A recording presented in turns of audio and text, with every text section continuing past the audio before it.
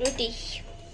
আজকে রাতে রুটি মানে দিনের তো বাঁধাকপি মির্চ পকোড়া ধনেপাতা বাটা করেছিলাম, আর এখন বাঁধাকপি তো আছেই, রুটিটা করব বাঁধাকপি দিয়ে রুটি দিয়ে। তবে একটু ভাতও আছে, দেখা যাক কে কী খায় না খায়।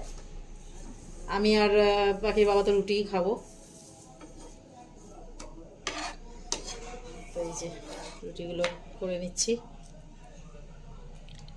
ঠান্ডাটা অবশ্যই এদিকে আমাদের এখন কম আছে একটু, সরস্বতী দুদিন পূজার ধরে। দিন দেখো, সরস্বতী পূজার দিন তাহলে একটু কম থাকুক। দেখো ফুলে গেছে পুরো রুটিটা। বেলছ হ্যাঁ কয়টা বানালো? হ্যাঁ 6-7টা হবে। তো চা বানিয়ে দেবো, চা বানিয়ে না, চা খাওয়া হয়ে গেছে, চাটা এইমাত্র খেলাম, মানে কিছুক্ষণ আগে খেয়েছি, চা খাওয়া হয়ে গেছে।